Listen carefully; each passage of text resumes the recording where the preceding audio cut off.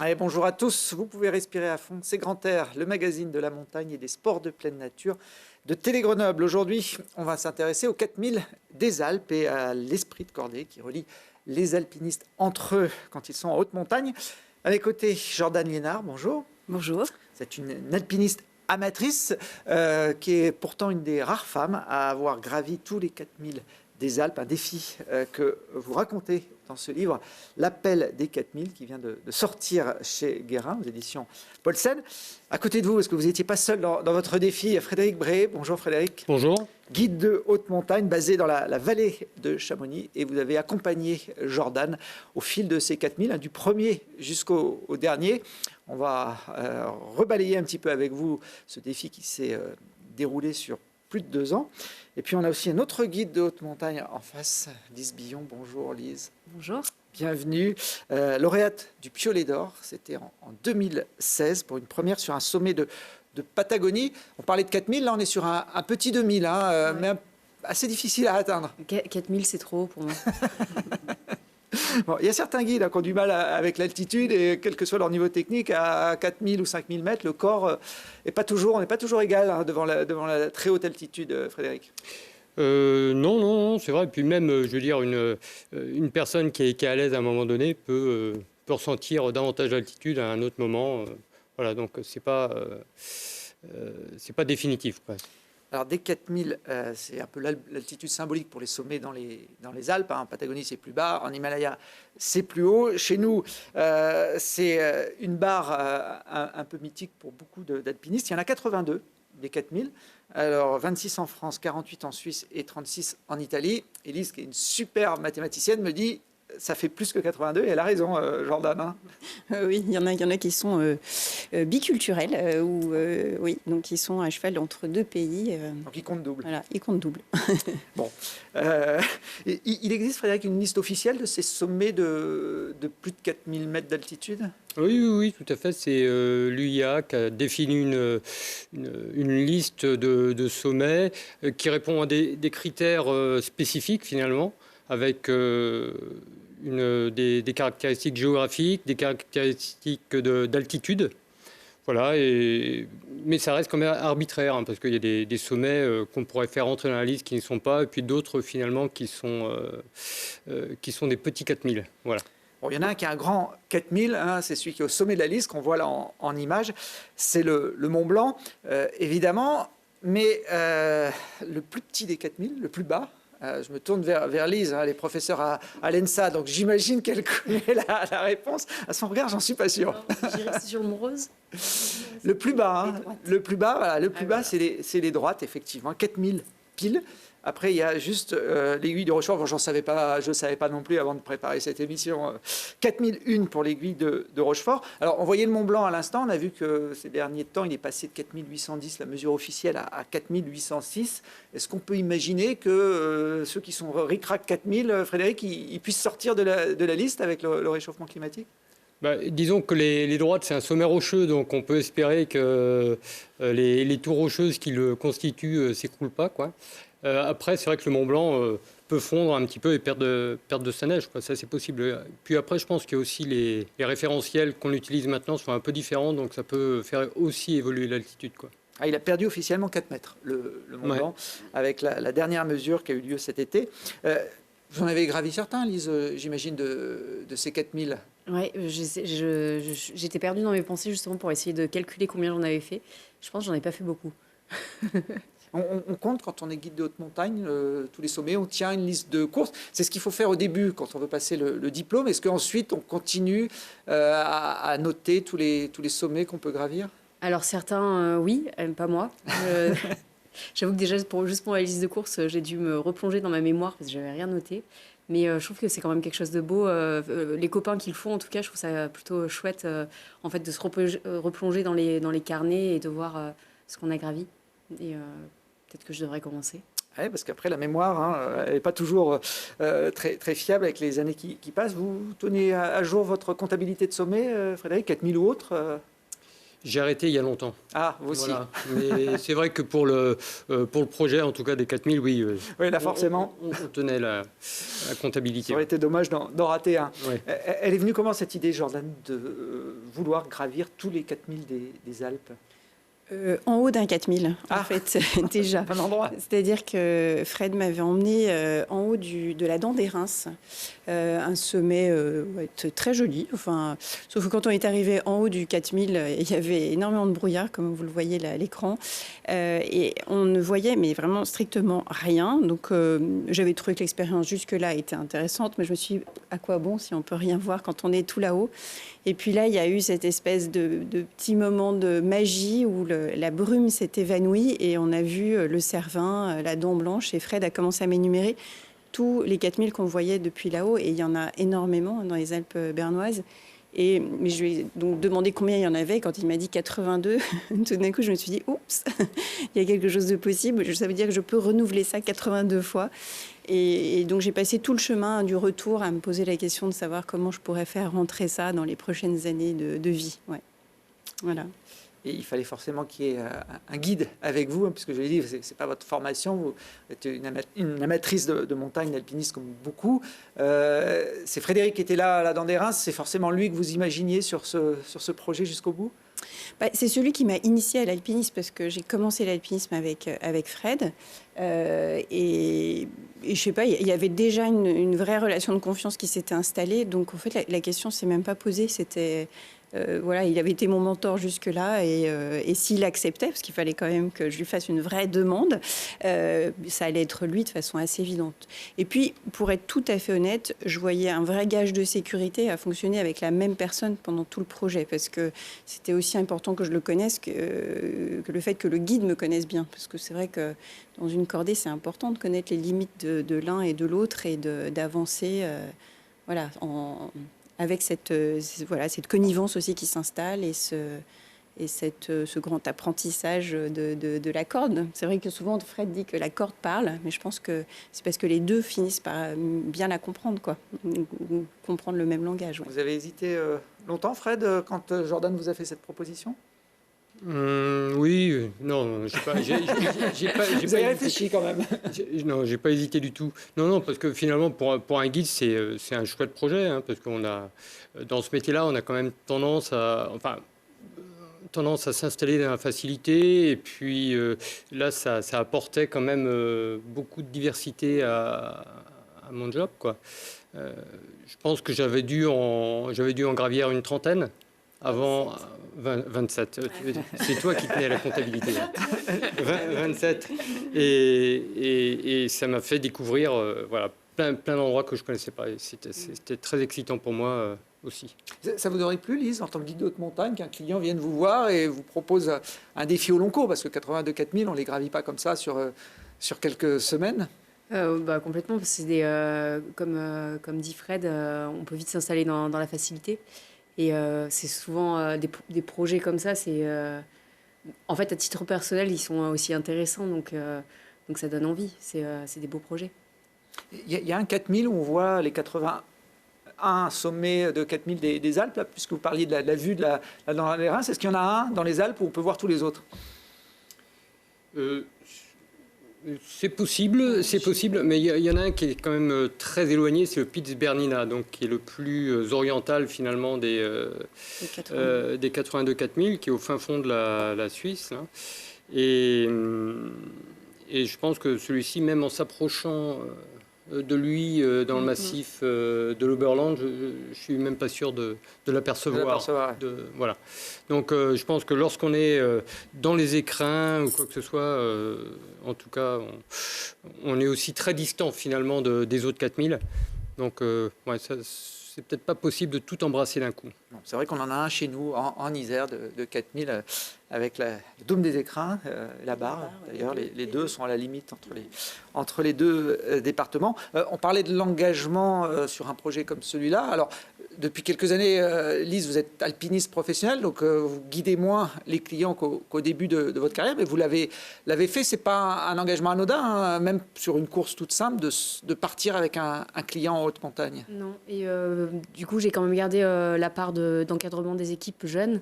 Ah oui. Et donc, du coup, ça a une autre dimension. On part avec des cordées autonomes. Donc, il y a un moment donné, on ne les a même pas au bout de sa corde. Donc, la corde, là ne parle pas. Pour le coup. Il n'y a pas de... Ouais, il y a toujours... La montagne, il y a toujours une forme d'engagement, même sur des plus petits projets que je pourrais faire par moi-même. Voilà. J'ai vu que vous disiez que vos clients les plus nuls étaient souvent ceux avec lesquels vous vous entendiez le mieux. Bah ouais, parce que du coup, j'aime bien. J'ai le souvenir de clients... j'adorais parce que du coup je pouvais prendre on allait plus doucement donc je pouvais prendre un sac plus lourd et souvent j'amenais un melon en montagne. Voilà, c'était mon petit plaisir et j'adorais sortir le fruit, le Saint Graal, le sommet et de manger ça. C'était merveilleux. Ça vous est déjà arrivé de refuser un client que vous ne sentiez pas, vous aviez des doutes peut-être sur son niveau ou... On refuse jamais. Enfin, Fred il dira pareil, on s'adapte en fait, on a des gens qui viennent à nous et on essaie d'évaluer, quand on est sur des projets au long cours comme ils ont fait, on se connaît, on évolue ensemble, mais au début c'est là où on doit tâtonner et répondre à ce qu'on imagine du client. Et si on va dans quelque chose qui est trop dur, c'est qu'on a mal estimé et on se réajuste pour la suite. J'ai lu une petite interview de vous évoquiez une sortie sur la mer de glace, je crois, avec des clients américains qui n'étaient pas forcément en phase, pas forcément techniquement, mais avec votre façon de penser du moment. Oui, alors ça, c'est en plus, j'étais aspi encore à l'époque. Et on prend le boulot comme il vient. Et donc, je faisais beaucoup de vallées blanches. J'adore. Hein, mais donc, on ne sait pas, les gens qu'on va rencontrer, c'est une surprise. Et là, j'étais tombée sur 2 climato-sceptiques. Et ouais, ça avait été un peu particulier. Je m'étais dit que j'étais pas en phase. Pourtant, dans la Vallée Blanche, vous aviez tout pour leur montrer l'effet du réchauffement climatique. Ouais, surtout la remontée des escaliers. Et puis surtout, en fait, j'ai compris, bon, après peut-être que c'est trop politique ce que je veux dire, mais ils étaient très engagés pour pro-Trump. Alors déjà, ça m'a mis la puce à l'oreille. Et dans la remontée des escaliers de la mer de glace, j'avais beau leur dire, oui, effectivement, c'est normal que ça se réchauffe et que ça fonde, mais là, on peut quand même observer l'accélération. Et ça, pour eux, c'était juste de la manipulation de masse et j'avais pas trop d'arguments. Alors des fois, il ne faut pas essayer de faire entendre raison à des gens quand les opinions sont trop différentes. On ne refuse pas un client, mais on peut en lâcher un en cours de projet. Frédéric, à un moment, avec Jordan, vous n'étiez plus non plus en phase avec son idée de faire les 82 4000. Oui, disons que c'est normal aussi sur un projet un peu long comme ça, qu'il y ait des moments où finalement on soit plus complètement en phase. Et puis ça a permis notamment de remettre les pendules à l'heure et puis de s'accorder à nouveau. Voilà. Parce que finalement, nos attentes ont aussi évolué en fonction du projet, quoi. Donc, plus ça allait, plus moi, j'avais d'exigences finalement sur ce que Jordan devait être aussi comme partenaire, notamment en montagne. Et c'était important pour moi qu'elle participe. Voilà, beaucoup plus que devrait le faire un client lambda finalement, parce que j'avais besoin d'un associé plus qu'un client finalement. Ah, et là, vous aviez passé le stade du simple client avec son guide, vous étiez presque une cordée lancée sur un même projet. Exactement, ouais. Petit à petit la cordée s'est construite et finalement il y avait des choses qui t'incombaient directement, quoi, voilà, dans l'organisation et dans la compréhension aussi du milieu dans lequel on évoluait, quoi. Ça a été une phase un peu compliquée de votre projet, de se retrouver pendant quelques temps. Frédéric est vite revenu sur le projet, mais à un moment, vous étiez coupé dans votre élan. Ah oui, pendant 4 jours. Donc ça a été 4 ou 5 jours, je ne sais pas. Mais oui, il y a eu un arrêt brutal, ce qui m'a fait poser beaucoup de questions. Donc, mais finalement, ça a été un mal pour un bien. D'abord, je me suis rendu compte à quel point je tenais à ce projet. C'est-à-dire que j'ai dû me reposer la question, qu'est-ce que j'arrête? Est-ce que je continue? Qu'est-ce que ça veut dire? Qu'est-ce qui est en jeu à ce moment-là? Et voilà. Et j'ai pris aussi conscience que je tenais également beaucoup à cette cordée en me disant oui, c'est vraiment un gage de sécurité pour moi. Donc là, tout d'un coup, moi qui n'avais jamais fait de cauchemar de quoi que ce soit, je commençais à avoir des pitons qui s'arrachaient des montagnes, des cordes qui se cassaient, voilà, des rêves un peu difficiles. Et voilà, donc je pense qu'après, on a pu aussi repartir sur des bonnes bases et ça a été vraiment, je pense que c'était assez salvateur en fait. Ouais. Vous ne comptez pas le nombre de sommets, Frédéric, donc j'imagine que vous n'avez pas compté le nombre d'heures que vous avez passé avec Jordan, relié par une corde ou sur des parois ou dans des bivouacs, hein, puisque vous avez aussi passé des nuits en montagne. Mais ça représente forcément beaucoup de temps. Il faut qu'il y ait une compréhension, une intimité même qui puisse coexister entre deux membres d'une cordée. Oui, bah c'est sûr qu'il y a une évolution entre le début et la fin du projet. Hein. C'est vrai qu'on apprend à se connaître de plus en plus. Les choses deviennent automatiques. On se parlait d'ailleurs de moins en moins. Hein, parce que finalement, on avait moins besoin de se parler. On se comprenait finalement plus facilement aussi. Mais oui, il y a une proximité de toute manière qui se crée. De toute manière, à partir du moment où on s'encorde et qu'on va en montagne avec quelqu'un, on donne une partie de soi et c'est très vite, il y a un lien fort qui se crée, quoi qu'il en soit.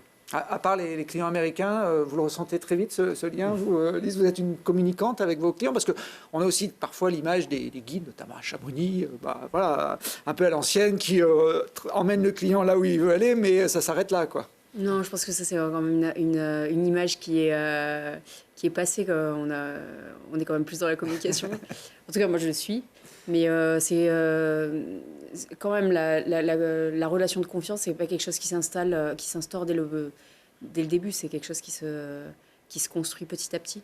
Du coup, alors généralement, ça va plutôt dans le sens les clients. Alors, ils vont plus vite nous faire confiance parce que on est professionnels et dès la première course, ils vont. En fait, s'ils reviennent pas, c'est qu'ils nous ont pas fait confiance. Alors que nous, c'est quelque chose qui se construit sur du plus long terme. Jordan, qu'est-ce qui était le plus dur dans ce projet des 4000 des Alpes? De maintenir un entraînement entre les ascensions en fait pendant 2 ans et demi. Ne pas se blesser, voilà. On avait un calendrier assez précis avec Fred et du coup je m'entraînais vraiment beaucoup entre chaque période. Vous vivez en Belgique, hein, donc voilà, même si vous êtes française, donc je vis dans le plat pays. C'est pas l'idéal pour s'entraîner, même si vous avez trouvé, on le voit sur ces images, quelques séquences. Non, en fait, rapidement j'ai dû m'entourer quand même de professionnels parce qu'il fallait que je compense le manque de dénivelé que j'avais autour de moi. Enfin, il fallait que je fasse du renforcement musculaire. Bon, j'aime bien escalader en salle, mais pas tant que ça. Enfin, j'aime vraiment en fait être en montagne. Après, tout est prétexte. Enfin, pour moi, tout est un outil, mais au départ, j'ai pas une passion dévorante ni pour le ski ni pour l'alpinisme.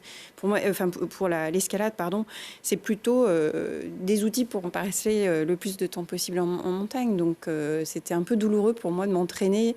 Parfois, pendant des périodes de confinement où je voyais jamais la fin, et je me disais mais quand est-ce que je vais arriver au pied de ces montagnes, quoi. Donc c'est pas un défi à prendre à la légère. Les 82 4000, il y a de grands noms de la montagne qui s'y sont attelés, alors sur d'autres formes. Là, on a retrouvé des images de Patrick Béraud qui avait tenté d'enchaîner les 82 4000. Alors lui, il s'était fixé un objectif de les faire en 82 jours. C'était en 2004, hein, Patrick Béraud qui trouva la mort quelques instants après ces dernières images. Hein, c'était l'ascension du dôme de Michabel dans le Valais suisse. Il était avec notre guide Philippe Magnin. Quand on part sur des sommets comme ça de haute montagne, Frédéric, il y a forcément une prise de risque. Oui, il y a une prise de risque qui qui est inévitable. Après, faut voir que là, Patrick était lui parti, je crois, au mois de mars, hein, donc il avait attaqué avec des conditions quand même qui étaient délicates, beaucoup plus délicates que ce que nous on a pu connaître, parce que j'ai quand même mis un point d'honneur finalement à sortir quand les conditions étaient optimum. Et c'est aussi pour ça que ça s'est étalé sur 2 ans et demi, c'est parce qu'en fait on attendait le bon créneau pour y aller, quoi. Donc on peut pas faire disparaître tous les risques, hein. Il y a un risque en montagne, tout le monde le connaît, mais par contre, on peut le minimiser et puis mettre toutes les chances de notre côté, quoi. Alors, Patrick Béraud est mort sur le 67e sommet de ces 4000 dômes de Michabel. Et vous l'avez gravé aussi, forcément, ce sommet. C'était votre 67e également de la série. Alors, je ne sais pas si c'était voulu ou si c'est un hasard complet, Frédéric. Je découvre. Oui. Non, c'était un hasard complet. Non, ça n'a pas été pensé, calculé. Mais on a eu une pensée pour Patrick Béraud quand on était au sommet du Téchorn, effectivement. Et puis on a imaginé cette arête cornichée sur laquelle on est passé. On s'est dit, effectivement, il y a moyen de se faire avoir. Ouais. Alors, il y a Ueli Steck qui les a enchaînés quelques années plus tard en 2 mois. C'est 82 4000. Il y a Liv Sansoz, ancienne championne du monde d'escalade, qui s'est aussi lancée dans ce défi il y a quelques années. Lise, ça vous a jamais intéressé ou attiré ce type de record? Non, pas trop. Alors c'est rigolo, on en parlait juste avant, mais j'avoue pas être trop collectionneuse. En tout cas, moi je trouve que c'est plutôt une chance d'avoir pu former une cordée comme ça en tant que guide client, parce que ça c'est un projet vraiment atypique qui me plairait. Ouais. La prise de risque, vous êtes mère de famille, Jordan, vous y avez pensé, vos proches y ont pensé pour vous peut-être quand vous leur avez annoncé que vous partiez pour essayer d'escalader tous ces sommets? Alors mes très proches, non, parce que mes enfants étaient pas très âgés, donc je pense qu'ils se rendaient pas vraiment compte. Il y a quand même eu une question, est-ce que tu vas mourir? Voilà, voilà, ça s'était fait. Mais c'est vrai que rapidement, le cercle un peu plus large m'a parlé tout de suite du danger, alors que moi, je l'ai jamais vraiment mis dans la balance. C'est pas ça qui m'aurait ralenti ou quoi que ce soit. Et c'est peut-être aussi quelque chose que Fred m'a reproché à un moment donné, c'est d'être un peu trop candide et peut-être de minimiser un peu la prise de risque. Et j'avoue que je reconnais volontiers que j'ai bien minimisé le risque que je prenais. Mais c'est vrai que, en plus, tout s'est toujours très, très bien déroulé. Alors aussi parce que les conditions, on n'a pas pris de risque concernant la météo. On a attendu 1 mois pour la dernière traversée, enfin les derniers sommets, parce que les conditions n'étaient pas bonnes en montagne. Enfin, on a quand même été très précautionneux, mais on n'est jamais à l'abri, évidemment. Mais comme je dis souvent, c'est vrai que j'ai vite fait le choix entre vivre une vie tranquille, sans risque, mais très ennuyeuse, ou à un moment donné, partir avec une prise de risque plus importante, mais où on vit quelque chose de plus fort, quoi. Mais je pense que tous les montagnards doivent comprendre ce sentiment. Oui. Ouais, elle est inhérente à la pratique, cette prise de risque. Lise, elle peut peut-être évoluer aussi avec l'âge, avec l'évolution de sa carrière. J'ai envie de mentionner quand même dans le carnet de guide, le petit livre, il y a Laetitia Chaumet qui dit le risque, c'est comme le sel, il en faut un petit peu pour relever, mais pas trop. c'est dégueulasse. Et et puis dans ce qu'elle dit, Jordan, je pense que on commence tous la montagne très naïvement, sans se rendre compte de ce que c'est. Et nous, on a déjà fait ce pas parce que ça fait un moment qu'on y est. Et tous les clients qui viennent vers la montagne, forcément, ils ont cette naïveté, sauf qu'ils sont généralement plus âgés que ce que nous, on a été quand on en avait. Et c'est à nous d'accepter de leur faire prendre conscience sur ce risque, parce qu'il y en a un qui est réel. Et je pense qu'on n'est pas seulement guide dans l'activité physique, mais aussi dans ça, quoi, dans ce que c'est le côté un peu sacré. Nous, on a perdu plein de copains en montagne, on a ce sens de ce que c'est la gravité de la mort à travers un accident de montagne. Et là-dedans, on guide aussi nos clients dans cette prise de conscience et oui, c'est un environnement dans lequel j'ai réellement envie d'être. Et je ne pense pas qu'on puisse aller collectionner les 82 4000 sans avoir fait ce pas de prise de conscience. Ouais. Sinon, c'est un peu inconscient. Du coup, je crois que j'arrive à comprendre le chemin qu'ils ont dû... Voilà. Ouais. Et puis justement, on parlait tout à l'heure de ce petit clash qu'il y avait eu en milieu de projet. Et en fait, c'est ce qui avait initié le clash finalement. J'avais envie de repréciser finalement l'engagement que ça représentait pour toi, maman, un mari, enfin voilà, pour ta famille. Voilà. Parce que nous, le pas, on l'a fait, on a déjà accepté justement ce risque-là, mais il faut être conscient justement qu'on ne va pas pouvoir le faire disparaître, bien qu'on soit guide. Il fallait que Jordan l'intègre. Et d'ailleurs, vous êtes fait peur, notamment sur l'arête du Mont Brouillard, qui était un des derniers sommets que vous avez gravi avec Frédéric. Oui, avec toute la gravité de l'été où on l'a fait, enfin, qui était caniculaire et où la montagne s'effondrait. Enfin, il y avait quand même beaucoup de choses qui étaient inquiétantes en montagne, des glaciers qui disparaissaient. Enfin, on parlait quand même sans être... Alors pour le coup, moi, je suis pas trop climato-sceptique, hein, je suis plutôt un peu dans l'éco-anxiété. Donc c'est vrai qu'on était un petit peu stressés à l'idée de partir et s'est vraiment posé la question de savoir si on allait jusqu'au bout ou si on s'arrêtait à 79. En se disant, voilà, la montagne a changé, la liste des 82 devrait évoluer, et puis faisons un communiqué et expliquons notre démarche, mais on n'ira pas jusqu'au bout. Après, une fois qu'on a dit ça, c'est compliqué. Il y a une petite fenêtre qui s'ouvre, il y a un refroidissement, on se dit, ça va peut-être un peu coller tout ça, et on part. Mais on voit bien qu'il n'y a pas grand-chose qui tient, et on va devoir tirer à 2 fois sur chaque prise avant d'avancer, quoi. Donc, oui, ça fait réfléchir. En tout cas, ça m'a bien fait réfléchir pendant toute la durée de la traversée. Sur les images qu'on a vues, parce qu'au cours de votre projet, vous êtes décidé de faire un film. Donc forcément, il fallait des images. Il fallait des gens qui puissent vous accompagner et les faire. Alors, vous êtes payé les services d'une star de la montagne, puisqu'il est comme Lise Piolet d'Or. C'est Elias Mirou qui vous a accompagné sur quelques sommets. Oui, il y a eu Elias, mais enfin, il y a eu aussi David Hautemont, qui connaît les Alpes comme personne, qui nous a accompagnés sur plusieurs sommets. Oui, plusieurs. Olivier Bigini aussi, jeune gendarme du PGHM, très, très en forme.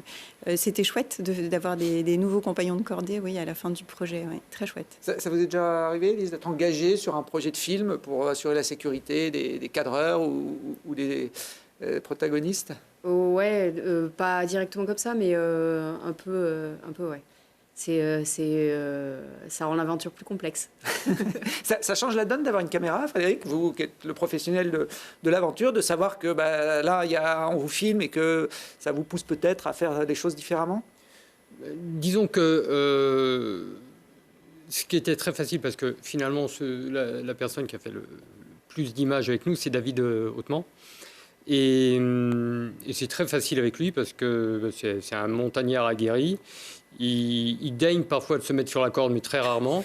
Donc il arrive à... Oui, il y a eu quelques engueulades avec Elias Mirou, que vous aviez embauché pour l'assurer, puis en fait, on s'était brassé une fois là au sommet du Schreckhorn, mais parce que je connaissais peu David, et puis je connaissais pas son mode de fonctionnement, et c'est vrai que de le voir évoluer en solo autour de moi, ça me stressait un petit peu, d'autant plus que j'avais un sentiment de responsabilité par rapport à toute l'équipe qui était là.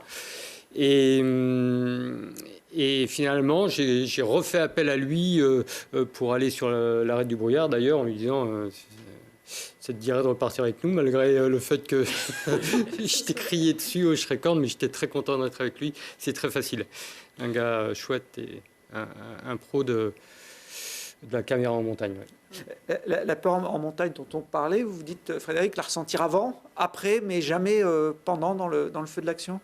Non, une fois qu'on est engagé, finalement, c'est plus un outil, la peur, qui va nous permettre de prendre les bonnes décisions.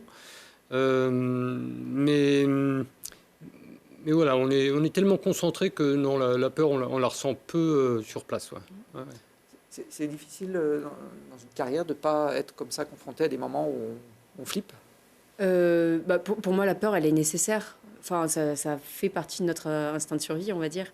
On ne la gère pas de la même manière au début de notre carrière qu'à la fin ou pendant. Et ça va vraiment dépendre de ce qui nous influence. Mais je pense qu'elle est nécessaire. Le tout, c'est de ne pas se laisser emporter par une peur un peu irrationnel et sinon on n'y va pas. Mais ça sert à rien non plus de faire des courses avec la peur au ventre, c'est qu'on n'est pas au bon endroit. Pour moi, c'est un peu son ventre qui parle et là, il me dit, ben là, en fait, c'est que j'ai pas accepté certains paramètres dont on parlait tout à l'heure, comme la prise de risque. Peut-être qu'elle n'est pas OK à ce moment-là pour moi et bien, j'ai rien à faire ici. J'ai retrouvé des images, Lise, qui ont dû vous faire peur à l'époque où elles ont eu lieu. Vous allez reconnaître évidemment où ça se passe, hein, avec un de vos compagnons de cordée qui fait une chute en crevasse. Ouais. Alors, c'était pas, ça, c'est pas les moments les plus inquiétants, on va dire, mais ouais, c'est des moments comme ça qu'on rencontre, la corde, on sent l'utilité, hein, ouais, dans des cas comme ça. Ouais. C'était au réseau Patronne. Et, mais on avait eu un accident 2 ans, je crois, auparavant, au Serrotoré, et typiquement, où la peur m'avait mis. On était partis, je ne sais plus, c'était un jeudi, admettons. Et moi, sur le glacier, j'avais la boule au ventre. J'avais pas envie d'être là, en fait. Donc, on retourne au camp de base, on commence pas à grimper, on repart le lendemain et on a notre accident. Mais pour moi, c'est pas anodin. J'avais pas, à ce moment-là, on peut se questionner sur mes compétences du moment ou des choses comme ça. Mais surtout, en fait, j'étais pas OK avec l'environnement dans lequel j'étais à ce moment-là de ma carrière. Peut-être que c'est maintenant, quand j'y reviens, avec l'expérience que j'ai et avec les prises de conscience que j'ai eues par rapport à mon activité, j'aurais cette peur, je l'aurai toujours, mais ce ne sera pas une peur terreur qui me fige sur le glacier. Là, c'était Jérôme Sullivan qui était dans la crevasse. J'en parle parce que il a été obligé de revenir au camp de base. Vous étiez en Patagonie, très éloigné, dans des circonstances un peu particulières, mais il vient d'être nommé une deuxième fois pour le Piolet d'Or en 2023. Ouais. Et c'est très rigolo parce que du coup, je suis jury sur le Piolet d'Or. Oui, j'ai vu ça. Je me suis demandé s'il n'y avait pas un conflit d'intérêts. Non. Vous qui l'avez sauvé d'une crevasse. Ils ont fait une super ascension l'année dernière, vraiment qui a été remarquée unanimement par tous les membres du jury. Je me suis demandé s'il n'y avait pas conflit d'intérêts, mais vu le retour des autres membres du jury, ça m'a rassurée. Voilà. Et d'ailleurs, sur le réseau Patronne, là, il est resté 7 jours avec les Paul Luxé. Voilà. Avec toute la descente qu'on a vue dans la jungle pour revenir au bord de la mer. Vous avez douté, Frédéric, d'arriver à finir ces 4000 au cours de ces 2 années ? Douter, il y avait toujours un point d'interrogation, hein, quoi qu'il en soit, puisque notre démarche, en fait, c'était de partir plus ou moins des plus simples vers les plus difficiles. Et ce que je disais, c'est que finalement, le sommet qu'on faisait me donnait un petit peu l'aval, me révélait la possibilité d'aller sur le suivant. Parce que je me disais, tiens, finalement, techniquement, ça passe là, on peut aller sur celui-là. Et de fil en aiguille, on est arrivé au bout. À un moment donné, effectivement, vers le 70e, je savais que techniquement, on était calé. Il n'y avait pas de problème. Jordan avait bien progressé au fur et à mesure. Non, c'était indispensable de progresser, hein, parce que entre la dent des Reims et puis l'intégrale de Peutret ou du Brouillard, finalement, il y a quand même une différence de niveau. Donc, c'était nécessaire que Jordan s'entraîne, qu'elle acquiert finalement les compétences pour devenir une bonne alpiniste, quoi. Et ce que tu es parvenu à faire, c'était... Voilà, donc j'ai pas douté. Il y a un des chapitres où Jordan l'a intitulé « Si je passe les Jorasses, j'irai au bout ». Je ne savais pas si bien dire. C'était votre montagne repère. Un peu, oui, c'était aussi un rêve. Oui, les grandes Jorasses, ça fait rêver beaucoup de monde. On va voir justement les images. Je crois que c'est votre dernier sommet, hein, celui-là, le 82e. Alors, vous aviez choisi une belle journée pour immortaliser ce moment. Il y avait de l'émotion. Ah, ça c'est un sujet entre nous, ça. Parce que de l'émotion, moi j'en ai ressenti énormément et je crois qu'on le voit sur les images et sur la bande son. Pour Fred, ça a été un petit peu plus, on va dire, subtil. Et j'ai presque reproché après, c'est-à-dire qu'on n'était pas du tout en phase. Non.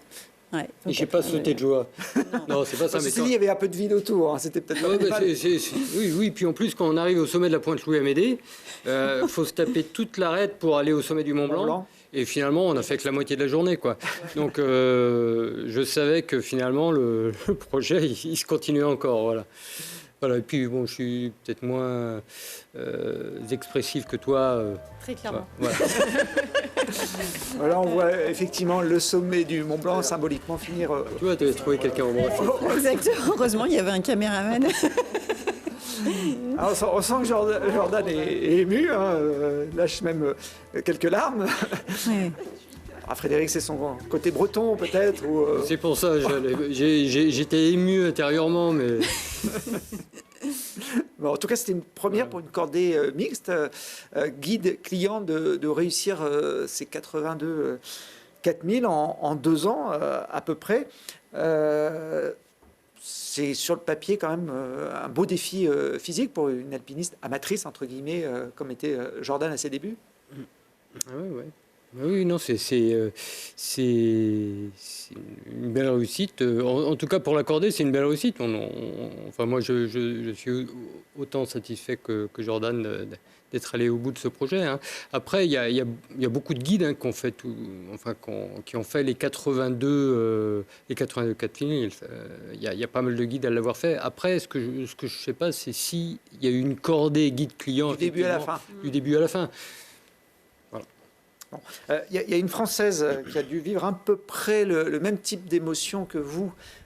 Jordan, c'était en juin dernier. On la voit là sur ces images. Alors, un peu plus haut, puisqu'elle est au sommet du Nanga Parbat, qui était son 14e sommet de 8000. Il s'agit de Sophie Lavaux, qui a été la première Française, et le premier Français d'ailleurs, à boucler les 14 8000. Aucun n'avait réussi ce défi, hein, même si des grands noms comme Benoît Chamou, comme Jean-Christophe Lafaille ou Eric Escoffier y avaient essayé et y avaient d'ailleurs laissé leur vie. Alors c'est un drôle de paradoxe que ce soit une amatrice qui vienne inscrire son premier nom sur les tablettes. Qu'est-ce que ça vous a inspiré cette performance, Lise? Moi, c'est pas un alpinisme qui me parle, parce que je pratique pas du tout comme ça, pour moi. Après, je trouve ce que je trouve génial, c'est dans la montagne, c'est que chacun va y chercher ce qu'il veut. Et je trouve ça je trouve quand même que c'est un chouette clin d'œil que ce soit une nana qui coiffe les becs. Voilà. Même si les noms que j'ai cités, effectivement, ont escaladé ces 8000, ont essayé de les escalader avec d'autres moyens que les voies normales. Là, on voit Sophie Lavaux sur les cordes fixes, hein. L'esprit de cordée à 8000, Frédéric, il est moins présent que ça peut l'être dans les Alpes. Disons que moi, si j'emmenais quelqu'un sur un sommet de 8000, je pense que j'oublierais effectivement que je suis avec quelqu'un, hein. Donc Ouais. la cordée n'existerait plus. Mais après, la pratique de l'alpinisme en Himalaya est complètement différente. Donc effectivement, guide client ou même cordée d'amateur, ça n'existe plus. On grimpe en solo ou on grimpe sur des cordes fixes, mais c'est différent. Elle a un point commun avec vous, Jordan. Sophie Lavaux, c'est qu'elle s'est mise à la montagne très tard. Elle a fait son premier Mont Blanc à 36 ans, avant de se lancer comme ça dans cette idée d'enchaîner les 8000 de la planète. Alors ça lui a pris un peu plus de temps que vous, je crois qu'une douzaine d'années. Mais vous aussi, hein, vous n'êtes pas né avec des crampons et des piolets dans les mains. Non, pas du tout. Ouais, non. Et j'ai cherché dans le grenier de mes parents, mais alors il n'y a aucune trace de rien du tout, ni de cordes, ni de tricounis, rien du tout. Non. J'étais même jamais quasiment allée en montagne avant mes 30 ans, je crois à peu près. Non, 20 ans. Ouais. Mais alpinisme, je le découvre à 30 ans avec le Mont Blanc, enfin un stage Mont Blanc très classiquement, comme Sophie Lavaux. Comme Sophie Lavaux, qu'on salue, parce que c'est quand même un bel exploit d'avoir la chance de réussir ces sommets de plus de 8000 mètres. Alors, elle n'a pas eu le même guide, hein, du début à la fin. Ça a beaucoup bougé. Il y avait à la fois les Sherpas, il y avait François Damilano qui l'a filmé, comme on le voit sur ces images, lors de différentes ascensions, notamment à l'Everest. Gravir le toit du monde, Lise, pas forcément par les voies normales, mais aller au moins une fois dans sa carrière d'alpinisme tout en haut, c'est quelque chose qui vous attire? Je vais être une déception pour toi parce que je te dis non à chaque question. Moi, je n'ai pas de réponse prévue. Hein, moi, j'aime bien. Alors, j'adore aller en Himalaya, mais j'aime bien les montagnes, les sommets techniques. Et la très haute altitude, c'est pas quelque chose qui m'attire en soi. Marcher dans la neige, Voilà, après, pourquoi pas le faire le partager avec un client sur des voies normales, mais dans ma pratique personnelle, c'est pas du tout quelque chose qui m'attire. Même ouvrir une voie sur un limite, déjà, je pense que j'ai pas le niveau technique et surtout, j'en ai pas l'envie. Bon. Alors, au-delà de la condition physique, de la pugnacité, de la chance aussi pour réussir des défis comme ça, il faut aussi un peu d'argent. Pour Sophie Lavaux, je crois que ça se compte en millions d'euros, hein, le budget qu'elle a investi dans ce projet pendant une douzaine d'années. Vous savez combien ça vous a coûté, vous, Jordan? Vous avez fait le bilan. Alors, c'est Fred, hein, j'imagine, qu'il C'est Fred qui peut vous donner les comptes. Bah, 1 million d'euros. Lui, il sait aussi, combien hein, ça je lui a pense que- rapporté. Pourquoi vous parlez de millions là? Oui, non, ça ne se compte pas du tout en millions, mais non, j'ai pas fait de calcul. Non, mais bien sûr, c'est pas du tout ces budgets-là. Non, non. Mais c'est quand même un investissement ouais, financier. Alors, vous aviez le même sponsor que Sophie Lavaux, Millet, je crois, qui vous a soutenu dans cette initiative. Oui, et puis oui, on a eu un peu de soutien financier aussi. Mais non, c'est surtout bourse personnelle. Mais voilà, mais non, c'est pas du tout dans ces proportions-là. Mais j'ai pas de chiffres à vous donner. Non. Ça va faire un trou dans le chiffre d'affaires, Frédéric. Maintenant, vous avez fini Alors, les 82 mais pas 4 du 000. tout, parce que tous ces clients veulent faire les 82 Ah, bah voilà, 4 000 maintenant. c'est devenu le guide qui emmène les clients au. Ouais, non. D'ailleurs, je ne sais pas si je repartirai sur un projet comme ça. Enfin, il ne faudrait pas qu'il soit défini tel quel. C'est-à-dire que pourquoi pas, en fin de compte, mais que ce ne soit pas un projet qui monopolise autant de temps, parce que finalement, c'est fabuleux, hein, comme projet pour un guide, mais c'est vrai que ça m'a rendu indisponible pour une partie de ma clientèle, et qui pour certains d'entre eux sont partis avec un autre guide à un moment donné, et puis ils sont restés avec lui parce que Ça se passait bien. ils l'ont préféré. Voilà. Et oui, c'était pas piscine, c'était G4000. Je peux pas, G4000. Voilà. Ce que répondait Frédéric à ses clients. Pour revenir sur les histoires de budget, ça reste un sport qui nécessite des moyens, hein, l'alpinisme, qui est forcément restreint à des gens qui peuvent se payer ce type de loisirs, Lise. Ah oui, ça reste quand même un sport pour une classe sociale aisée, mais même nous en pro à la base. Moi, je viens d'un milieu qui m'a permis d'aller vers ça.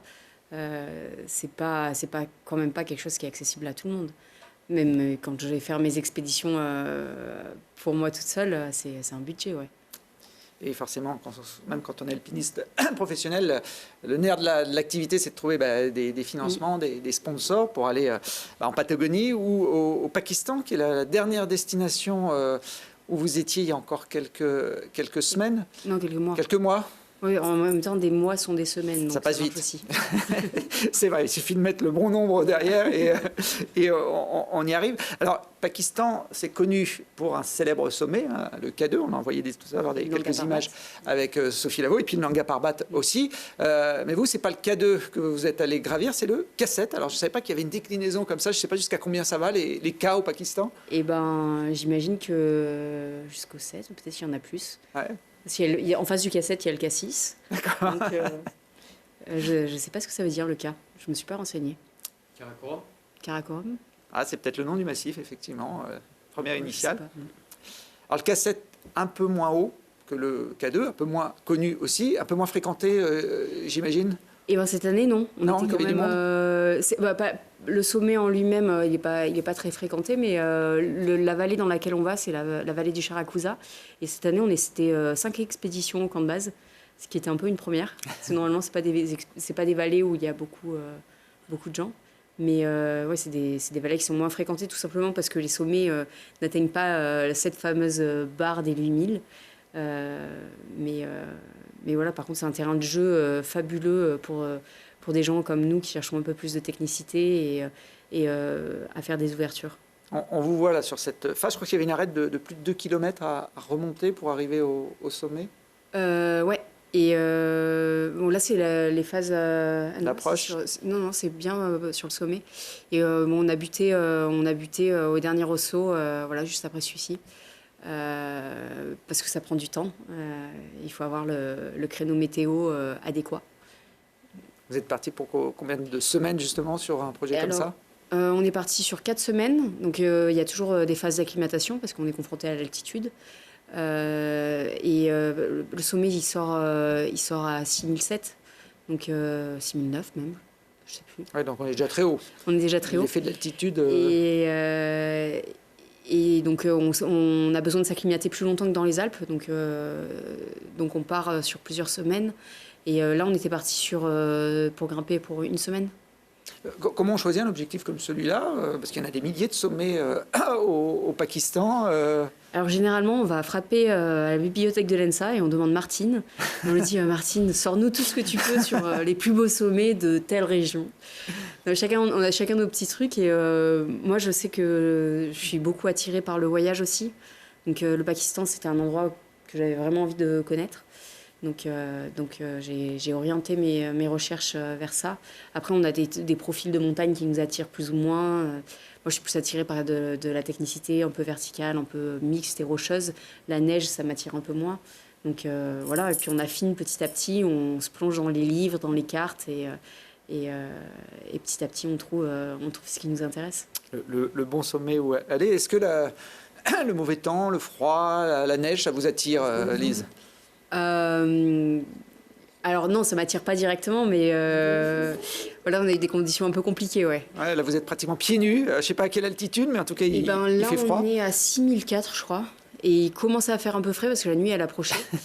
et bon, on a eu un été très chaud au Pakistan, donc c'est un froid relatif, il fait pas si froid. Mais c'est pas, on vient pas chercher la tempête. Après, ouais. Peut-être que dans ces endroits-là, ça me plaît un peu moins, mais par exemple, aller au Ben Nevis et être un peu dans la tempête sur des journées qui sont un peu moins engagées, oui, ça peut m'amuser. Ou même dans le massif du Mont Blanc. Elle vous a fait rebousser chemin quand même, hein, cette météo, ouais. sur cette ascension. Bah, là, on a eu du mauvais tous les jours. Donc, au bout d'un moment, on lâche l'affaire. Ouais. Bon. C'est frustrant quand on part aussi loin, qu'on fait des semaines d'expédition, d'être obligé d'arrêter, de ne pas faire le sommet. Comment vous le vivez, vous? Alors moi je suis assez alors les copains ont vécu beaucoup de frustration. Alors c'est un peu comme quand vous avez dû vous êtes posé la question pour le brouillard à se dire merde, est-ce qu'on doit s'arrêter. Moi l'ensemble de l'expérience elle est déjà énorme pour moi. C'est très personnel, hein. Je sais qu'il y en a qui Clovis qui était avec nous, enfin ça a été très dur pour lui. On avait des images où il crie dans la tente et vraiment, il dit fais chier, fais chier, fais chier. Je suis désolée, c'est peut-être pas mettre des billes. Ouais, c'est ce qu'il a dit. Mais moi, alors déjà, je suis concentrée, pareil, sur quand je suis en haut et qu'on va buter. Déjà, je suis concentrée sur la descente. Pour moi, c'est pas fini. Il faut encore qu'on rentre. Et j'ai tendance à avoir les émotions qui me submergent après la descente. En digérant quand je suis safe de retour au camp de base ou même à la civilisation. Mais pour moi, vraiment, tout ce qu'on a mis en place déjà, effectivement, je suis déçue de pas aller au sommet parce qu'on vient pour ça et on met tellement d'implications dans ce projet qu'on a envie de le mener à bout. Mais tout le cheminement est déjà assez fort pour moi. Vous parlez de la descente, vous avez quand même une technique particulière. Je ne sais pas si c'est celle que vous enseignez aux jeunes alpinistes, Lise, pour descendre d'un sommet. Ouais. C'est efficace. C'est très efficace. Alors souvent, je conseillerais quand même de prendre une bâche, un sac plastique pour ne pas brûler le pantalon Gore-Tex. Bon, très bien. Vous validez cette technique, Fred, en tant que professionnel, vous pratiquez aussi. Ouais. Bon, Jordan, j'ai l'impression qu'aussi elle a l'air d'être attirée par cette façon de redescendre assez rapidement, puis de façon ludique, d'un sommet. D'autres projets, Lise? Ouais. Les 4000, c'est pris, les 8000 aussi. Il reste les 2000 dans les Bauges. Oui, 2000 dans les Bauges. Non, l'Espagne et aller clipper des dégaines sur des spits, c'est génial. Donc revenir aussi. Sur de l'escalade pure. Oui, avec des tapas le soir. Ouais. Là le mauvais temps est moins contraignant. Non, je repars en Patagonie cet hiver, oui. D'accord. Bon, très bien. Jordan, elle a tout couché après ses ascensions dans ce livre, hein, L'appel des 4000, où vous racontez, même dans l'intimité, comment vous avez vécu ces 2 années. Vous l'avez lu, Frédéric, le Oui, livre oui. 2 fois. Deux fois. Vous n'aviez pas compris la première fois ou... C'est pas ça, c'est parce qu'on m'a posé des questions dessus et j'étais pas capable de répondre, donc je me suis dit, merde. Allez, je le relis une seconde fois. Non, mais c'est assez spécial finalement de lire un livre dans lequel vous êtes cité, parce que finalement vous avez une idée très imagée de ce que vous avez vécu, et parfois ce qui est raconté finalement n'est pas exactement, et ça colle pas exactement à votre réalité à vous. Donc il y avait une distorsion, et ce qui faisait que j'avais du mal à faire, disons, à oublier ce que moi j'avais vécu pour rentrer dans le livre. Voilà. Bon, en tout cas, il est disponible si vous voulez vous inspirer de l'expérience de Jordan. J'ai 2 livres à vous présenter pour finir cette émission, 2 autres livres. Quel est le point commun encore une petite colle. J'ai l'impression que Lise, elle aime bien. Je vais encore pas savoir. entre le réalisateur des Bronzés, Patrice Lecomte, le magicien Éric Antoine, le violoniste Gauthier Capuçon et l'écrivain Bernard Minier qui écrit des polars. Est-ce qu'il faut oser tous de la montagne? Et ben voilà. Et alors ils sont tous passionnés de la montagne et ils se retrouvent tous dans ce livre qui vient de sortir également aux éditions Glénat. C'est une trentaine de personnalités. Voilà, se sont livrées à Fabrice Lardot, qui est l'auteur, sur leur rapport à la montagne. Dans cette galerie de portraits, on retrouve également quelques montagnards aguerris. Il y a la grimpeuse Stéphanie Baudet ou le guide Daniel Dulac. Ça s'appelle Leur montagne et c'est aux éditions Glénat. Comme il y a toujours un délai d'écriture, enfin un délai entre l'écriture et la parution, on retrouve à titre posthume les confessions du chanteur Jean-Louis Murat, qui est décédé au printemps dernier, qui était aussi un passionné de montagne. Voilà. Et puis, ce serait une faute professionnelle de ne pas en parler dans cette fin d'émission, puisque j'ai 2 guides sur ce plateau. Voilà, c'est Carnet de guide qui sort également en ce moment aux éditions Glénat, qui retrace les pérégrinations de Paul de Châtel-Perron et Simon Parcot, qui sont partis à la rencontre d'une vingtaine de guides de haute montagne pour essayer de croquer le portrait d'un métier pas comme les autres. Et vous savez qui on trouve dans cette galerie de portraits, Jordan ? Non. Alors là, vous avez une chance sur 2. Alors, Catherine Destivelle, non, une non, il n'y a femme, pas Catherine Destivelle. Je vous donne un indice. Elle a l'œil sec, trempé de glace, des gestes vifs, la langue acérée comme une lame de crampon. Et voilà, c'est Lise Billon qui fait partie de ces 20 guides qui ont été croqués. Vous ouvrez le bouquin pratiquement, Lise, là-dessus. Vous l'avez lu aussi, les petits paragraphes qui vous ont consacrés. Allez là, Lise. Voilà. Donc, on vous reconnaît. Ouais. Allez. Bon, c'est marqué dessus, donc donc voilà, ça vient de sortir aussi aux éditions Glénat et ça permet notamment pour le portrait de Lise de découvrir quelques anecdotes. C'est là que j'ai pioché mes fameux Américains climato-sceptiques qui vous accompagnaient sur la mer de glace. Merci en tout cas à tous les 3 d'être venus sur le plateau de Grand Air. Je vous souhaite beaucoup de bonnes choses pour vos futurs projets et d'autres clients, Frédéric, parce qu'une vie de guide, ça continue encore au moins une vingtaine d'années. Vous êtes encore tout jeune dans la force de l'âge. Et puis nous, on se retrouve. Et puis nous, on se retrouve prochainement avec d'autres invités pour d'autres aventures. Merci. Merci beaucoup.